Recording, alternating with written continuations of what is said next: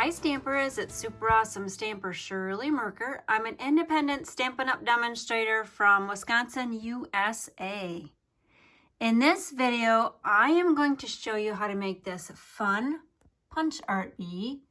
It's part of my project for my vlog hop for July 2021. Go to my YouTube channel and click on the home decor playlist and you'll see how to create the rest of these tags for this door hanger notification system. So let's get started. I'm making the cute little bee tag. The last hanger I will show how I made all the elements because I did a little bit of punch art. All right, so let's get started. The back piece is again from my scrap bin. It measures 2 inches by 2.5 inches and it's Daffodil Delight. I chose to use the Dragonfly Garden stamp set, so the tall flowers there, because I wanted my little bee to be checking out some flowers. So got the Daffodil Delight ink pad. And then I'm going to ink it up. And I just want the top part of the flowers showing, so tone on tone look. Love that look. Done with the ink pad there. All right, next up is our baker's twine. So this was a black and white baker's twine carried over from the Pets Suite from last year. So it comes in a combo pack with some red on the ribbon page. And all I did to color it was grab my Stampin' Blend, the Daffodil Delight. But your Stampin' Write markers also work. Just set it aside and let it dry. If you want to use your Stampin' Write markers. It will just dry a little faster if you use the alcohol markers. So all I'm doing is rubbing the side of the marker along the baker's twine. And here's how you can color your baker's twine to whatever color you have in marker. Again, if you use the Stampin' Write markers, you just set it aside to dry a little longer. Let's see, and how long do I need it? Oh, maybe to about there.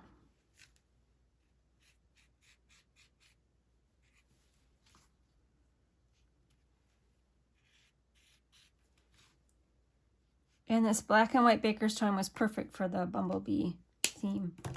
Oh. Snip that off so I don't get any yellow on any other projects.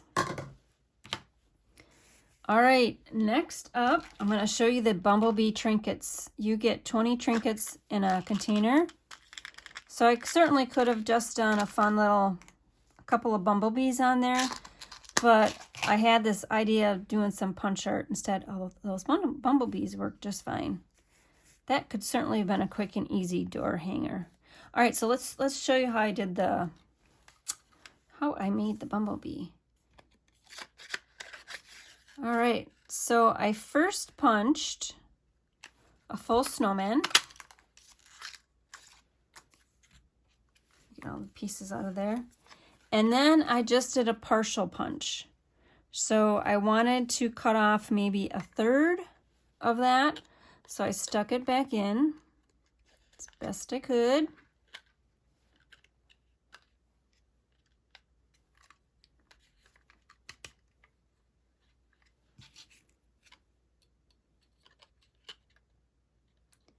And I need to make it look like a worker bee, so it needs to be a little thinner. That looks good. So see, I'm cutting off about maybe 1/3, 1/4 on that one side. There, so you got a bee body or an insect body. All right, and the first one I did was really too narrow. This is more like a queen bee. So we don't want a queen bee, we want a bumblebee, or not a bumblebee, we want a worker bee going out to the flowers to grab nectar. All right, next up, I gotta make some wings. So we've got scrap vellum, and I want the center section. And I'm just eyeballing the edge of that vellum with the edge of this bottom of the segment of the snowman. Okay, and then set that aside, we're done with that. Now, next is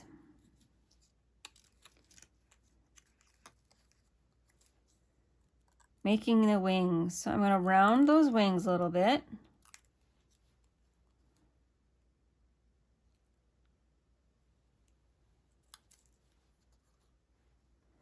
And then I'm just going to cut down the center. So I've got 2 vellum wings that we're going to color. All right, so now you want to grab your Stampin' Write markers and any kind of blends you've got in yellow, just to add a little bit of color. So let's see, there's the Daffodil Delight. Here's the So Saffron. And then here is the light Daffodil Delight. Well, that's the dark Daffodil Delight. So we'll use that one for highlight. All right, so all I did was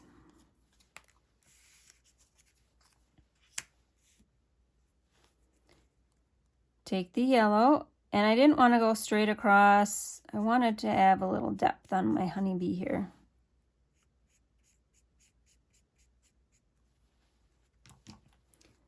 And then add some darkers in between, not quite adding color in the same spot. And then I'll take this one as well.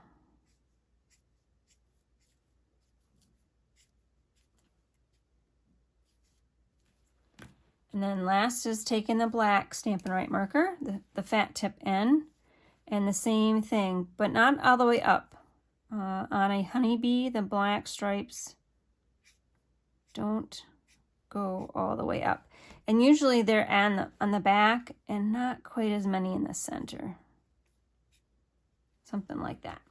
Okay, and we got to have 2 eyes. And if you have any...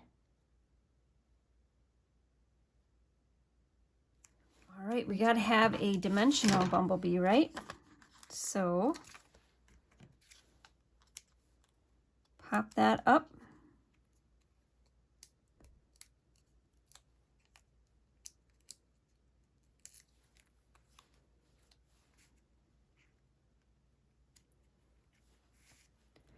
And try to find my wings. Here we go.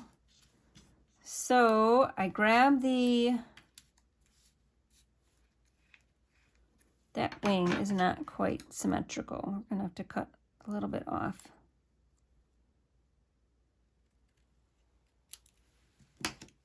I grabbed the blend because the blend will dry fairly quickly on the vellum. And I just wanted to add some color to the vellum so you actually could see the wings. So the wings wouldn't get so lost on the bee. All right, my last little thing on the bee is to grab one of our mini dimensionals, appropriately hexagon shaped, attach it to the top, pull that backer sheet off, and find your glue dots. Or you actually don't need glue dots. Just take your wings and use half side of that dimensional to attach each wing, just like that. All right, last thing will be to attach your baker's twine. And since this is going to be hanging up on a door, or I'm going to keep one and put it on my vision board, because if you don't already know, this is my 2nd year of beekeeping, and I am running lay-ins hives. They are horizontal hives. Because my 1st year of beekeeping, I took an in-person course and we used these stackable Langstroth hives, and I knew I would not be able to move those heavy boxes around by myself and or for many more years. So we got the lay-ins horizontal hives instead. 2 of them. And I do have a separate YouTube channel showcasing my beekeeping adventures called The Bee Log. So check that out if you're interested in learning about beekeeping in the Midwest. All right, and then to attach our little trinkets, we grab our glue dots. One glue dot on each.